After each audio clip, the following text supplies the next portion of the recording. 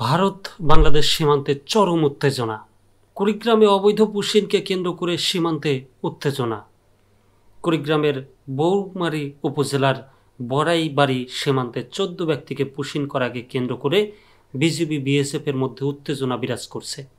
মঙ্গলবার ভোর রাত ৪টার দিকে বড়াইবাড়ি সীমান্তে ১,০৬৭ সীমানা পিলারে নোম্যান্স ল্যান্ডে এ ঘটনা ঘটে। এ ঘটনাকে কেন্দ্র করে সীমান্তে উত্তেজনা বিরাজ করছে বলে জানান স্থানীয়রা। বর্তমানে পুশিন ঠেকাতে এলাকাবাসীর সহায়তায় বড়াইবাড়ি বিজিবি ক্যাম্পের সদস্যরা কঠোর অবস্থানে রয়েছে বলে জানা গেছে। স্থানীয় একাধিক সূত্র জানায়, মঙ্গলবার ভোর ৪টার দিকে অবৈধভাবে ১৪ জন নারী পুরুষকে বড়াইবাড়ি সীমান্ত দিয়ে পুশিন করার চেষ্টা করে ভারতীয় সীমান্ত রক্ষী বাহিনী বিএসএফ। বিষয়টি বুঝতে পেরে পুশিন ঠেকাতে বাধা দেয় বর্ডার গার্ড বাংলাদেশ। এ বিষয়ে বিজিবি ও বিএসএফের মধ্যে উত্তেজনা সৃষ্টি হয়। পরে বিজিবির পক্ষ থেকে পতাকা বৈঠকের আহ্বান জানানো হলেও বিএসএফের পক্ষ থেকে কোনো সাড়া মেলেনি বলে জানা গেছে। তাদের মধ্যে ৯ জন পুরুষ ও ৫ জন নারী। তারা সবাই ভারতের বান্দরবন জেলার বাসিন্দা বলে প্রাথমিকভাবে স্থানীয় সূত্রে জানা গেছে।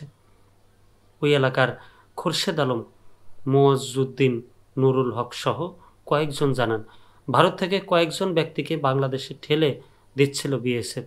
এতে বাধা দেয় বিজিবি। এ ঘটনাকে কেন্দ্র করে সকাল ৬টার দিকে বিএসএফ ককটেল বিস্ফোরণ ঘটে। বর্তমানে পরিস্থিতি কিছু থমথমে রয়েছে বলে জানান তারা। তবে জামালপুর ব্যাটালিয়নের ৩৫ বিজিবির সহকারী পরিচালক ভারপ্রাপ্ত অ্যাডজুটেন্ট শামসুল হক জানান, বিএসএফ অবৈধভাবে পুশিনের চেষ্টা করলে আমাদের বিজিবি বাধা দেয়। পুশিন করা ব্যক্তিরা কোন দেশের নাগরিক তা জানা যায়নি। তারা ২ দেশে শূন্য রেখায় আছে। ঘটনাস্থলে ঊর্ধ্বতন কর্তৃপক্ষ গেছেন, আইনগত ব্যবস্থা নেওয়া হবে।